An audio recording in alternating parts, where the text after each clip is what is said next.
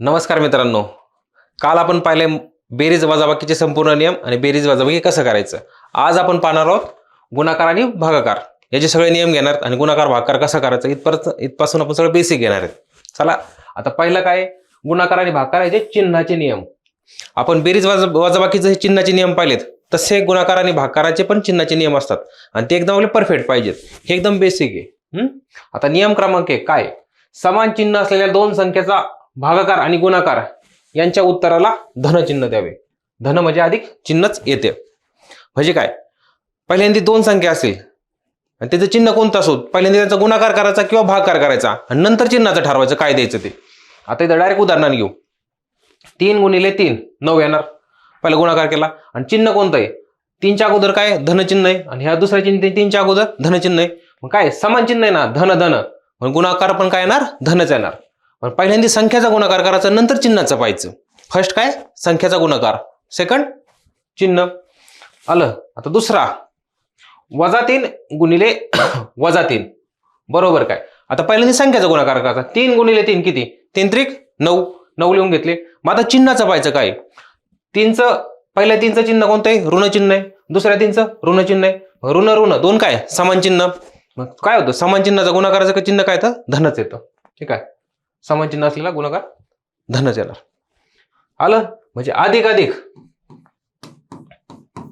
असं असलं तरी पण गुणाकारात अधिकच येणार. वजा गुणिले वजा पुढं संख्या असेल तरी पण काय येणार, अधिकच येणार. हे जर ठरलं इथपर्यंत झालं. आता पहा, हे झालं गुणाकाराचं. आता भाग करायचं. आता 3 भागिले 3 पहिल्या संख्याचा भागाकार करायचा. 3 भागिले 3 किती, 3 भागिले 3 1, दे 1 लिहिला. मग आता चिन्ह जपायचं. याच्या आधी 3 चिन्ह कोणतं आहे, धन. याच्या अगोदर धन प्लस प्लस, म्हणजे इकडे काय येणार, धनच येणार, म्हणजे प्लसच येणार.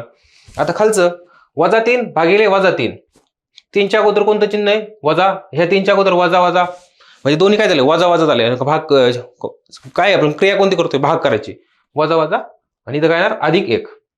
आलं लक्षात. पहिले 3 भागिले 3 किती, 1 येणार आणि इकडे वजा म्हणून अधिक.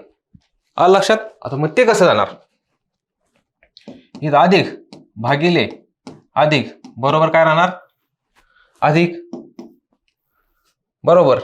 आणि इकडे काय, वजा भागिले वजा बरोबर काय राहणार, अधिक. हे लक्षात आलंय का. म्हणजे काय, ह्या गुणाकाराचा नियम आणि हा भागाकाराचा नियम. चिन्ह समान आहेत अधिकच राहणार, चिन्ह समान आहेत अधिकच राहणार. मग ती चिन्ह कोणते का असो, अधिक असो नाही तर ऋण असो, धन असो किंवा ऋण असो, चिन्ह समान आहेत ना, अधिकच घ्यायचं. आणि भागाकारामध्ये पण चिन्ह समान आहेत ना, समान समान समान, इकडे समान समान तिकडे अधिकच घ्यायचं. म्हणजे चिन्ह जर समान असतील, वजा वजा असेल तरी पण काय घ्यायचं, गुणाकार आणि भागाकारामध्ये अधिकच घ्यायचं. आलं लक्षात. आता पुढचा नियम, आता हा महत्वाचा आहे थोडासा. आता काय नियम काय, भिन्न चिन्ह असलेल्या दोन संख्येचा गुणाकार किंवा भागाकार यांच्या उत्तराला नेहमी ऋण चिन्ह येते. आता का दोन संख्येचा गुणाकार किंवा भागाकार आहे, पहिल्यांदा काय करायचं, संख्येचा गुणाकार किंवा भागाकार करून घ्यायचा आणि चिन्हाचं नंतर पाहायचं. आता बघा 3 गुणिले -3 बरोबर काय येणार, पहिल्यांदा काय संख्येचा गुणाकार करायचा. 3 गुणिले 3 किती येणार, 3 त्रिक 9, 9 लिहून घेतले. या 3चं चिन्ह कोणतं आहे, अगोदर काहीच नाही लिहिलं म्हणजे काय असतं, अधिक असतं. आणि दुसऱ्याचं काय, वजा आहे. म्हणजे चिन्ह कोणते आहेत, भिन्न आहेत, अधिक वजा. चिन्ह काय येणार तिकडं, उत्तराचं वजा. आलं लक्षात, वजा येणार. आता पहा दुसरं, पहिल्यांदा -3 गुणिले -3 म्हणजे -3 गुणिले -3 बरोबर काय येणार, पहिल्या संख्याचा गुणाकार. 3 गुणिले 3 किती, 3 त्रिक 9, 9 लिहिले. आणि इथं काय वजा आणि इथं धन, मग काय येणार चिन्ह वजाचं. म्हणजेच काय, इथं गुणिले वजा हे जर असेल, वजा गुणिले अधिक हे जर असेल, तर उत्तराचं चिन्ह काय राहणार, तेच आहे वजा वजा.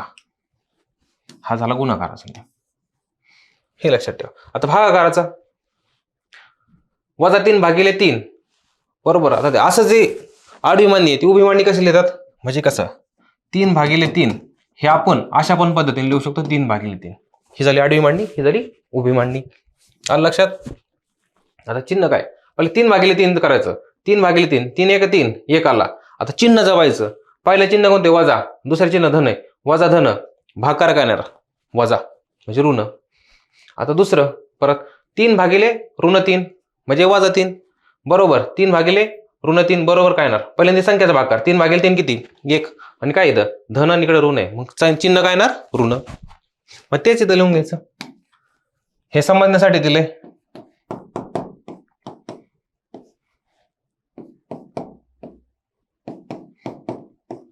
आले म्हणजे चिन्ह जर दोन संख्या असतील आणि दोन्हीचे चिन्ह जर समान असेल तर गुणाकार किंवा भागाकार असो चिन्ह काय राहणार? धनच राहणार. आणि चिन्ह जर भिन्न भिन्न असेल तर काय राहणार? ऋण राहणार. बस संपला विषय. आता पुढचा पाहू. पुढचा प्रकार काय? हा सगळ्यात महत्वाचा. आता आपण ज्यावेळेस गुणाकार करतो त्यावेळेस एक संख्या असते, भरपूर संख्येचा आपल्याला गुणाकार करावा लागतो आणि त्याचे चिन्ह पण वेगवेगळे असतात. मग ते जर वेगवेगळे चिन्ह असेल तर मग त्याला कोणता नियम लागू होतो? त्याला हा नियम लागू होतोय. आता काय नियम?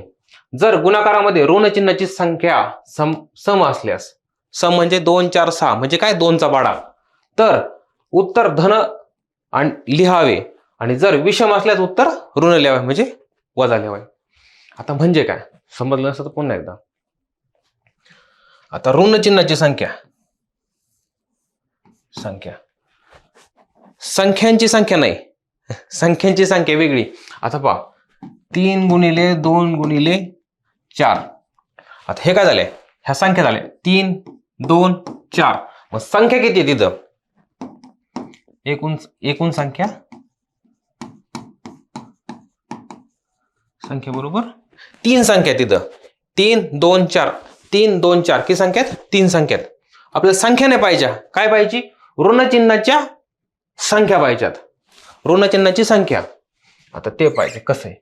हे संख्या कळली, एकूण संख्या वेगळी आणि ऋण चिन्हाची संख्या वेगळी. आता पहा इथं पहा ऋण चिन्ह 3 गुणिले 2 गुणिले 4 हे झालं आपलं. पण इथं काय? -3 गुणिले -2 गुणिले -4. मग इथं ऋण चिन्हाची संख्या किती आहे? इथं 1 आहे -3, इथं 2 आहे -2 आणि इथं -4. म्हणजे ऋण किती तिथं?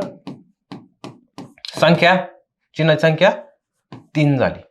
ही संख्या कळली. ही संख्या वेगळी आणि चिन्हांची संख्या वेगळी. आपण फोकस कुठे? ऋण चिन्हाच्या संख्येवर.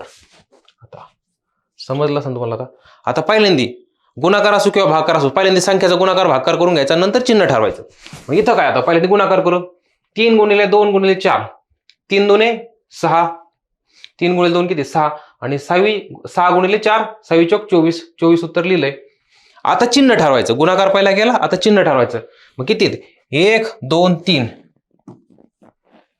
ऋण चिन्ह किती आहेत? 3 आहेत. आपला नियम काय? ऋण चिन्हाची संख्या जर सम असेल, सम म्हणजे काय? 2चा पाढा 2 4 6 8 10. हा जो 2चा पाढा आहे ना, त्या पाढ्यामध्ये जर असेल तर काय लिहायचं? धन लिहायचं म्हणजे अधिक लिहायचं. आणि हे सोडून जर असेल ती विषम संख्या असते. म्हणजे कोणती? हे सोडून म्हणजे काय? 1 3 5 7 9 ह्या जर ऋण चिन्हाची संख्या असतील तर ते काय लिहायचं? म्हणजे हे जर ऋण चिन्हाची संख्या असेल तर उत्तर ऋण लिहायचं म्हणजे वजा लिहायचं. आता इथं किती चिन्ह आहे? 1 2 3. 3 म्हणजे किती? विषम संख्या. मग उत्तराला चिन्ह काय राहणार? ऋण राहणार. कळलंय? संपलंय.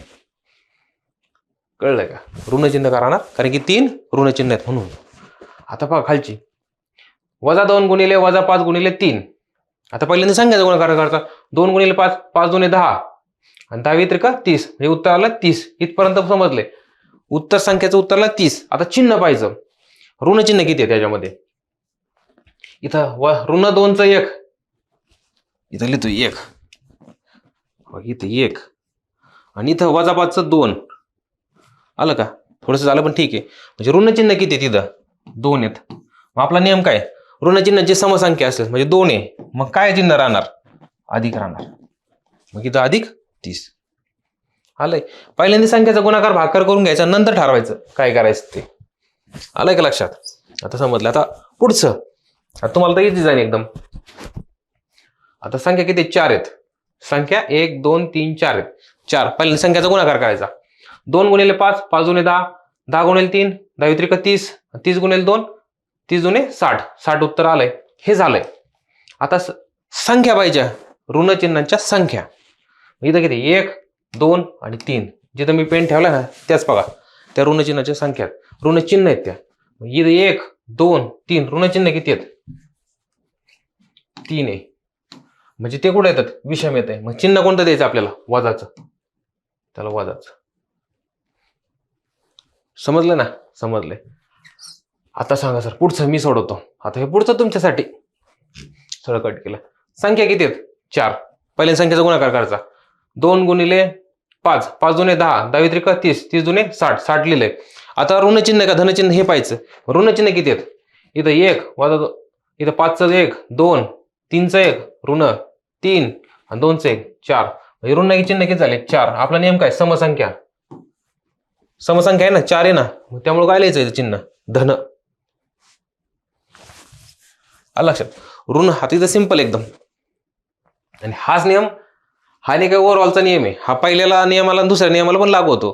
पहिल्या नियमामध्ये काय बघा आता, पहिला नियम दाखवतो तुम्हाला. इथं चिन्ह किती आहेत, 2 आहेत, ऋण ऋण. मग काय झालं, 2 आहेत ना, मग काय येणार, धन येणार. इथं पण ऋण ऋण आहेत, मग काय येणार, धन येणार. आलंय.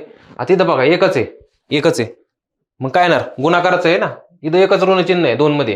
इथं 1 मिनिट, 3 गुणिले ऋण 3 बरोबर का, संख्याचा गुणाकार केला 9 आलाय. आणि ऋण चिन्ह किती आहे गुणाकारामध्ये, एकच आहे. इथं काय राहणार, एक, कारण की एक विषम आहे. जिथं एक असेल तिथं डायरेक्ट चिन्ह कोणतं, ऋण राहणार. इथं पण पहा ऋण, इथं पण ऋण भाकारामध्ये. तोच नियम आहे, फक्त आधी सुटसुटीतपणा केला आणि नंतर एकत्र केलाय. समजलंय ना, समजलंच असं ना. आता काही विषय नाही. म्हणजेच काय, ओव्हरऑल गुणाकारामध्ये चिन्हाबद्दल पहिला संख्याचा गुणाकार करून घ्यायचा आणि नंतर फक्त ऋण चिन्ह मोजायचे. ऋण चिन्ह जर असेल 1 गुणाकारामध्ये, म्हणजे चिन्ह उत्तराचं काय राहणार, वजा. 2 जर असेल तर अधिक. ऋण चिन्ह जर 3 असेल तर वजा.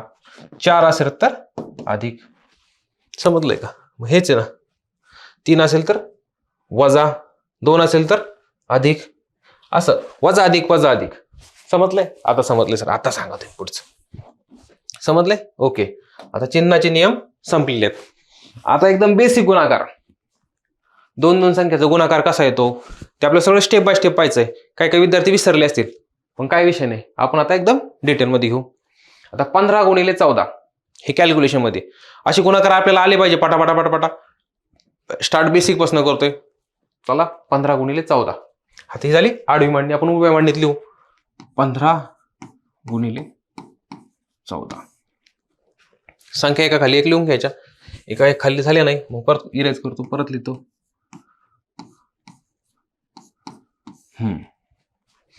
15 गुणिले 14. आता काय करायचं, वर संख्या 15 आणि खाली 14 आहे.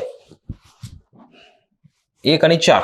आता एक एक संख्या, एकक स्थान दशक स्थान. आता 4 ने पहिल्यांदा 5 ला गुणायचं.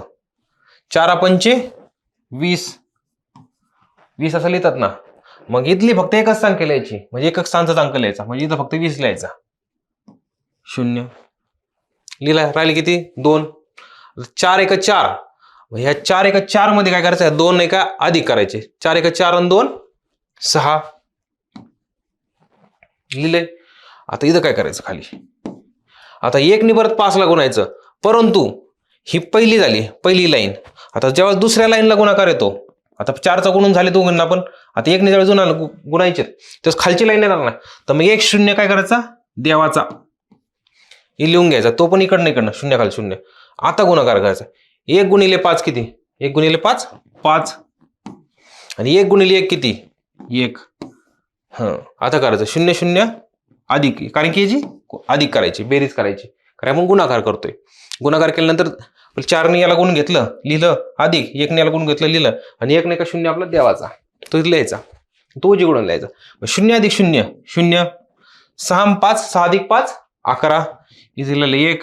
आता करायला 11चा काय लिहिला आपण, 1 लिहिला. मग राहिलं किती 1, पण तिथे 1 हा काय हातचा जाणार, इथं 1 लिहायचं खाली. आणि 1 आणि 1 किती 2, म्हणजे किती 210. एका एका आकड्याने गुणले तर हे उत्तर येते. आता जानकी त्याला आता 15चा पाडा येतो, त्यासाठी 14चा पाडा येतोय. आता डायरेक्ट गुणाकार कसं करायचं ते पहा. 14 आहे ना, आता आपण एक एक संख्याने घेतलं, इथं तुम्हाला समजून सांगितलं. आता एक एक, आता डायरेक्ट 14चा गुणाकार करायचा. 14 पंचे 70, 70 असे लिहितात ना. 0 इथं लिहिला, राहिले किती 7. 14 एक आता 14 आणि 5 ला गुणला, आता 14 आणि 1 ला गुणायचं, 14 एक 14 आणि त्याच्यामध्ये 7 ऍडिशन करायचे म्हणजे अधिक करायचे. 14 आणि 7 21. आला लक्षात? 14 पंचे 70. आपण शून्य इथं लिहून घेतला, राहिले किती 7. मग 14 एक 14 आणि त्याच्यामध्ये 7 नाही का अधिक करायचे. 14 आणि 7 21. म्हणजे असं करा किंवा असं करा, दोन्हीचं उत्तर एकच येणार आहे. समजलं ना? आता पुढे पुढे जाणार. आता गुणाकार थोडीशी डिफिकल्टी वाढणार, पण आपल्यासाठी एकदम सोपं, काहीच विषय नाही. आता हे समजलं ना मित्रांनो? समजलं असं. आता काय, एका खाली एक लिहून घ्यायचा. 3 अंकी संख्या आणि 2 अंकी संख्या किती? 345 खाली 24 गुणाकार आहे. आता पहिल्यांदा 3 अंकी खाली 2 अंकी सुरुवात कसं कर, 4 या 3 संख्येला गुणायचं, नंतर परत 2 खाली लिहून 2 या संख्येला गुणायचं. समजलंच आहे. आता 4 पंचे 20 20 असं लिहितात ना, मी इथं कट केला, 20 शून्य इथं लिहिला आणि 2 तसा राहिला. 4 चौक 16, 16 अधिक हे तो 2, 16 अधिक 2 किती? 18. मग हा 8 इथं लिहायचा, राहिला 1. 4 त्रिक 12 आणि 12, 4 त्रिक 12 आणि हा इकडचा 1 अधिक 1 म्हणजे किती? 13. मग तिकडे गुणाकाराचं आहे का? काहीच नाही, म्हणजे 13 लिहायचं. इथपर्यंत लक्षात आलंय? आता पुढचं, आता खालच्या पायरीला जातोय आपण. आता 2 सगळ्याला संख्येला गुणायचं म्हणजे 1 देवाचा इथं लिहायचा, 1 शून्य देवाचा असा लिहिला. आता 5 दुने 10 इथं 10, मग हा शून्य कट करायचा, हा इथं लिहायचा, राहिला किती? 1. तसं बरोबर. आता 4 दुने 8 झाले गुणाकार, 2 गुणिले 4 8 आणि इथला 1 किती? 8 आणि 1 9, 3 खाली 9. आता हातचा वगैरे आला का? काहीच नाही. आता 3 दुने 6 लिहिले, 6 तसेच तसे 3 दुने 6. आता याची बेरीज करायची. 0 अधिक 0 0, 8 अधिक 0 8, 3 आणि 9, 3 अधिक 9 12, हा चला 1 अधिक 6 7 आणि 1 8. आलं लक्षात? याचं उत्तर 8280. 8280 इसका उत्तर. आलंय ना? समजलं ना? समजलं आलंय. आता पुढचा समजले, काही विषय नाही. आता पुढचा पाहूयात. आता 3 अंकी 3 अंकी आणखी थोडी डिफिकल्टी वाढवली. आता त्याचा गुणाकार कसा करायचा ते पाहूयात. चला त्या उभी मांडणी करू. 8 9 4 3 2 5 गुणाकार. आता मित्रांनो, मी ज्या वर संख्या लिहितो 2 अंकी संख्या लिहायचो, ते हात एक इकडे लिहायचो, एक स्थानचा अंक इथं खाली लिहायचो आणि ते वरचं कट करता. आता ते मनात धरून तुम्हाला कॅल्क्युलेशन आलं पाहिजे. आता पाहते कॅल्क्युलेशन कसं. आता एक इथं किती आहे खाली? 894 गुणिले 325 ही आपली संख्या आहे. आता 5 ने पहिल्यांदा 3 संख्येला गुणायचं नाही तर गुणाकार लिहायचा आहे. आता 5 चौक 20 राहिले किती? 20 चे शून्य लिहिलं, राहिले 2. 9 5 45, 2 अधिक 2 47, 47 चे 7 इथं लिहिलं, राहिले 4. 8 5 8 40 आणि 4 44. आलं गुणाकार मनातल्या मनात लक्षात. आता पुढचं, खालची आली एक पायरी म्हणजे 1 शून्य लिहायचा इकडून उजवीकडून. आता 4 2 ने 4 2 4 8, 4 2 8, 9 2 18, 2 9 18, 18चा इथं 8 आणि राहिले इथे 1. ओके. 8 2 16 आणि 1 17, मग 17चा 7 इथं आणि 1 इथं. हे झालं 2 याला गुणल्यानंतर एवढं आलंय. आता खाली एक स्टेप गेलो आपण. 2 पायऱ्याला 1 ठीक आहे, दुसऱ्या पायरीला 1 आपला देवाचा. आता आणखी तिसरी पायरीला गेलो म्हणजे 2 देवाचे, 1 शून्य देवाचा आणि हा एक आता 2 शून्य देवाचे. आलं लक्षात? आणि त्यामध्ये शून्य लिहून मी मध्ये क्रॉस केले कळायला. आता पहा, आता हे कळ कॅल्क्युलेशन. 3 चौक 12 हातचा लिहिते 1, 9 त्रिक 27 आणि 1, 3 9 27 आणि 1 28, 28 ची 8 आणि 2, 3 8 24 आणि 2 26, 26 अशी. आता फक्त बेरीज करायची. 0 0 0 0 अधिक 0 अधिक 0 0, 7 आणि 8 7 आणि 8 15, 1 5 घेतले, हाताला 1 इथे घेतला. आता 4 आणि 8 12, 12 आणि 2 14 आणि 1 15, 15शी 5 हाताला 1. आता 4 आणि 7 11, 11 आणि 8 19 आणि 1 20. 2 1 आणि 7 7 आणि 2 9 आणि 202 म्हणजे 29 0 55 0 हे त्याचं कॅल्क्युलेशन आहे. 2,90,550 आलं उत्तर.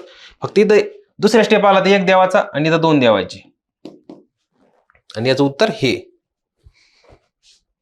आलंय का. आता गुणाकार आपला झालेला आहे. गुणाकार कसा करायचा संपलेला आहे. समजलंय. एकदम सिंपल आहे. 7 19 21 ओके. कॅल्क्युलेशन चेक करत होतो. कधी कधी सांगता येतं नाही का, ते स्क्रीनवरचं व्यवस्थित दिसत नाही ना, त्यामुळे व्यवस्थित ओके. तुम्हाला ते सरळ दिसते पण मला असं लिहिता लिहिता इकडचं दिसत नाही, त्यामुळे ते विषय म्हणून चेक करत होतो. आता पहा पुढचं. आता काय 2432 भागिले 8. आता गुणाकार सगळा संपलाय. आता भागाकार कसा करायचं ते आपल्या आता 7वी 8वीची मेथड. आता ही झाली. एक मिनिट आता पेन बदलतो लाल कलरचं ना. ही झाली आडवी मांडणी. आता उभ्या मांडणीत आपण असं लिहू शकतो 3200 भागिले 8. हा भागाकार असा पण जमतो, पण आपण एकदम बेसिक पद्धतीने जाऊ की भागाकार कसा होतोय. भाज्य बरोबर भाजक गुणिले भागाकार अधिक बाकी ह्या स्टँडर्ड फॉर्म्युल्याने. आता ते काय आहेत नेमके ते पाहूयात. आता पहिल्यांदा असं जर असेल आपली ते जुनी मेथड असं एक लिहायचं, काय म्हणता येईल त्याला, आता हुका टाईप लिहायचं भागाकार. आता इथं काय ज्यांनी भागायचे तो इथं 8 मध्ये, ज्याला भागायचंय तो नाही का ह्याच्यामध्ये आतमध्ये 24 32 आलंय. आता 8 ने एक संख्याला भाग द्यायचा, एक संख्याला भाग द्यायचा आणि पुढे जायचं. आता पहा कसं होते कॅल्क्युलेशन. 8 ने 2 ला भाग जातोय का, नाही जात, मग भागाकारवर 0 लिहायचा आणि 2 जसा तसा खाली. ओके 2 जसा तसा राहिला तर शिल्लक, भाग जात नाही म्हणून. आता पुढची एक संख्या ऍड करायची. 2च्या पुढे किती 4 आहेत, मग आता 24 आलं लक्षात. हे 24 8 ने 2 ला भाग जात नाही म्हणून आपण काय केलं, वर 0 लिहिले भागाकार मध्ये आणि वरची पुढची संख्या घेतली 4. आता 8 ने 24 ला भाग जातोय का, 8 एका 8 2 16 अधिक 24 म्हणजे 3चा भाग जातोय, वर 3 लिहिले आणि इथं खाली 24 जसेच तसे लिहायचे. आलं लक्षात. आणि आता इथं वजाबाकी करायची भाग दिल्यामुळं. मग आता पहा 4 4 गेले 0, 2 2 गेले 0. आता 8 ने 0 ला भाग जात नाही, त्यामुळे पहिल्यांदा एक संख्या खाली घ्यायची. किती 3. आलं लक्षात. आता 8 ने 3 ला भाग जातोय का, नाही जात, मग इथं 0. आलं लक्षात. मग आता इथं 0 लिहिल्यावर पहिली उडची संख्या खाली कॉपी करायची जशी तिची, वर लिहून घेतली 32. आलं लक्षात. आता किती संख्या किती झाली 32. म्हणजे 8च्या पाड्यामध्ये 32 आहे. 8 ते 24 8 चौक 32 म्हणजे इथं किती 8 चौक 32. 32 मधनं 32 गेले 0 आणि वर काय संख्या आहे का, नाही. असं होतं हा भागाकार. त्याला काय म्हणतात ते सांगतो. पहिले समजलं का, 24 32 संख्या आहे, मोठी संख्या ते नामकरण करण्यापेक्षा 24 32 संख्या आहे. आता 8 ने भागायचं, 8 ने 2 ला भाग जातोय का, नाही जात, मग काय करायचं, वर 0 लिहिलंय, डायरेक्ट पुढची संख्या आपण घेतली 2 4 घेतली, मग 2 आणि 4 झाले 24 झाली. मग 8 ने 24 ला भाग जातो का, जातोय, 8 3 24, मग 24 इथं खाल्लेले 3चा भाग गेल्यामुळे वर, मग 24 इथं खाल्लेले 24 मध्ये 24 गेले 0, वरची पुढची संख्या जशी कॉपी केली 3. 8 ने 3 ला भाग जातो का, नाही जात, मग इथं 0 लिहिले, मग परत 0 लिहिल्यामुळे वरची परत खाली घ्यायची 2 32 8 चौक 32 भागाकार. आणि त्याचं काय नामकरण करू. आता भागाकार किती झालाय, हा झाला भागाकार. आलंय. याला काय म्हणतात भाज्य आणि याला भाजक. आपल्याला काही गरज नाही पण लक्षात घ्या. आणि ही शेवटची किती याला म्हणतात बाकी. हे सांगायसाठी मी तुम्हाला याच कॅल्क्युलेशन सांगितलं. भाज्य भाजक भागाकार बाकी. आपला फॉर्म्युला काय, फॉर्म्युला असा आहे तो, भाज्य बरोबर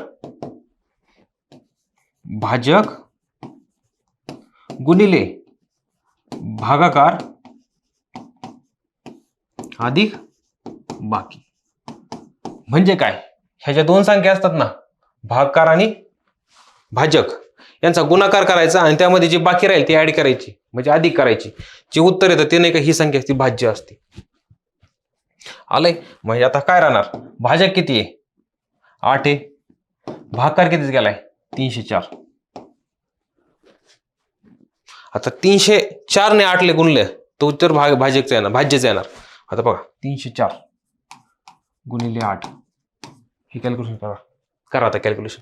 8 चौक 32, इथं राहिले 3, 8 0 0 वरून घेतले 0 अधिक 3 3 बरोबर. आणि 8 त्रिक 24 24 32 24 32 आणि हे फॉर्म्युला. कारण की बाकी काय, बाकी 0 आहे ना, अधिक बाकी 0 0 म्हणजे बाकी काहीच नाही, त्यामुळे बाकी. आणि जर बाकी काय असती तर त्यात ऍड करावं लागले असते गुणाकारामध्ये, आणि ते झालं असतं मग भाज्य. समजलंय ना? समजलं सर. आता काय नाही, आता पुढचं घ्या. हा फॉर्म्युला तशी काय लक्षात ठेवण्याची गरज नाहीये, पण कधी कधी एखादं जर उदाहरण आलं तर आपल्याला माहित पाहिजे. भाज्य बरोबर भाज्य गुणिले भागाकार अधिक बाकी. चला पुढचं पाहायचंय. आता 2 भागाकार करायचे आपल्याला.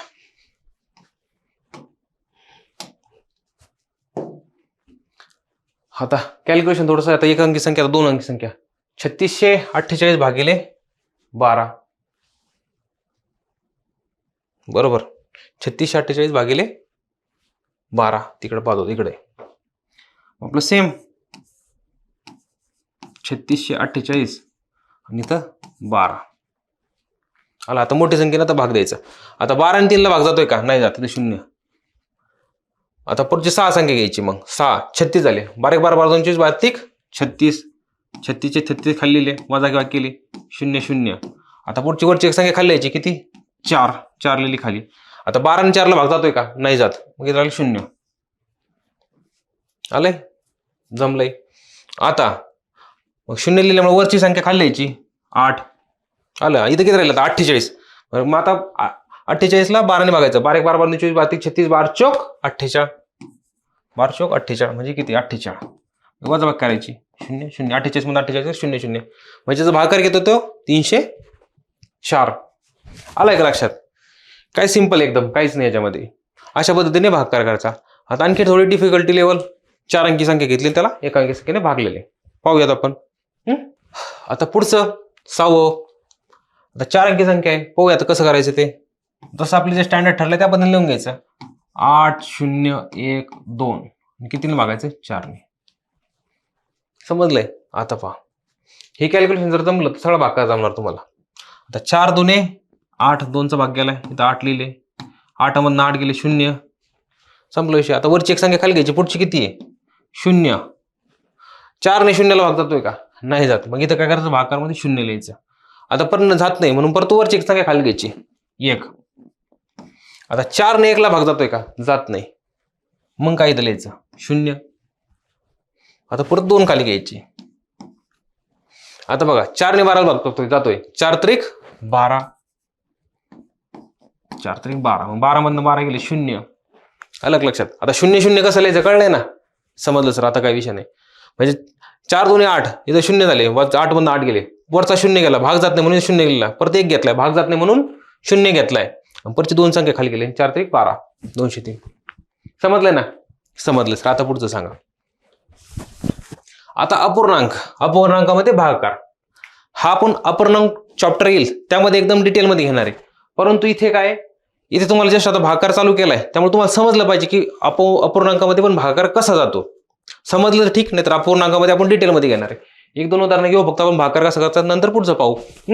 जमल तुम्हाला, काहीच अडचण नाही. आता बघा 13 भागिले 4. इथं काय करायचं?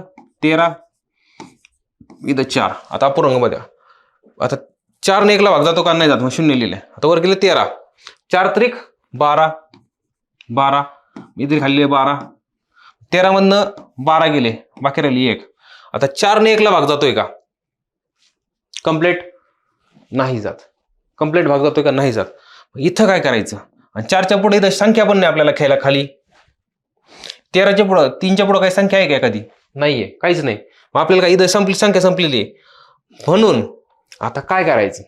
इथं सगळ्यात मोठा भाग जात नाही म्हणून इथं एक 0 लिहायचा. फुकट आहेत, 0 लिहून टाका. लिहिला. मात्र ज्यावेळेस 0 लिथून त्यावेळेस इथं दशांश चिन्ह द्यायचं. लिहिलं. आणि आता भागाकार करायचा. 4 ने 10 भाग जातोय का? जातोय. पूर्ण जात नाही, पण 4 2 8 2 म्हणजे इथे किती? 8. वजा 10 मधनं 8 गेले, खाली राहिले 2. आता 4 ने 2 ला भाग जातोय का? नाही जात. मग आता काय इकडे पुढं काय का? नाही. मग दशांश चिन्ह लिहिलं ना, मग शून्य लिहित राहायचे, काही विषय नाही. मग 2च्या पुढे काहीच नाही, मग 0. मग त्याचा पूर्ण जोपर्यंत पूर्ण भाग जात नाही तोपर्यंत माहिती काय 4 पंचे 20 म्हणजे 5चा भाग जातोय. मग 4 पंचे 20 आणि 20 मधनं 20 गेले 0. आलंय? समजलं तर ठीक. आता दशांश चिन्ह आपण आपलं जो चालू आहे ना अपूर्णांक, त्यावेळेस एकदम डिटेलमध्ये घेणार आहे. आता फक्त तिचा क्लू काय आहे, ज्यावेळेस बाकी राहते आणि आपल्याला आणखी पुढे भाग द्यायचा असतो. आता 4 त्रिक 12 आपण 3 लिहिलंय आणि इथं खाली राहिली बाकी 1, आपल्याला अजून पूर्ण कंप्लीट भाग करायचा आहे. मग तो अपूर्णांकामध्ये जाणार. मग इथं 1ला भाग 4 ने 1ला भाग जात नाही. मग आपण काय केलं, पुढं काहीच नाही. मग इथं काय फक्त 0 लिहिलं. ज्या क्षणी इथं 0 लिहिलं ते तिथं दशांश चिन्ह लिहायचं. आलं लक्षात? मग इथं किती झाले 10. मग आता 4 2 8 दिलं 2, बाकी किती राहिले 2. आता वर काही नाहीये, पुढं काही नाही. ज्यावेळेस अपूर्णांकामध्ये जाते संख्या तो 0 लिहिलेला आपण किती चालतंय, काहीच अडचण नाही. मग इथं 0 लिहिलं. 4 पंचे 20 20 20 20 मध्ये 20 गेले 0 झाला अपूर्णांकात. आलं लक्षात? समजले? आता काय नाही. आता पुढे सांगा. आता पहा, समजलं नसेल तर अपूर्णांक चॅप्टर मध्ये आपण घेणारच आहे. तो विषय पत्त्याचा सांगतोय. समजलं नसेल तर तिथे घेणारच आहे. परंतु तिथे जर समजलं तर एकदम भारी काम होऊन जाईल. आता 6 ने 39 ला बघायचं, अपूर्णांकामध्ये करायचंय. आता 6 ने 3 ला जातोय का? नाही जात. याचं उत्तर काय लिहिलं मित्रांनो? इथं उत्तर लिहायचं राहिलं. आधी अलीकडच्या शून्याला किंमत नसते. 3.25 म्हणजे 3.25. आता 6 भागिले म्हणजे 6 ने 39 ला भागायचं. 6 ने 3 ला भाग जातो का? नाही. मग 0 पुढं घेतलं 9. आता 6 6 36 बरोबर जातोय. 6 6 36. मग 39 मध्ये 36 गेले. किती आहे? 9 तून 6 गेले 3, 3 3 गेले 0 राहिले 3. आता 6 ने 3 ला भाग जातोय का? नाही जात. मग इथं काय लिहायचं? दशांश चिन्ह लिहायचं आणि इथं 0 लिहायचं. आलं लक्षात? आता 6 ने 30 ला जातोय का? जातोय. 6 पंचे 30. 6 30 मधून 30 गेले 0. मग इथं उत्तर काय आलं? अलीकडच्या शून्याला किंमत नसते. 6.5 म्हणजे 6.5. दशांश चिन्हाला पॉईंट म्हणतात. 6.5. समजले? आता शेवटचं एकदम कॅल्क्युलेशन हे पाहू. हे समजलं संपला विषय. हा गुणाकार भागाकार आपलं सगळं संपलंय. मग आता शेवटचं काय? 110 भागिले 12.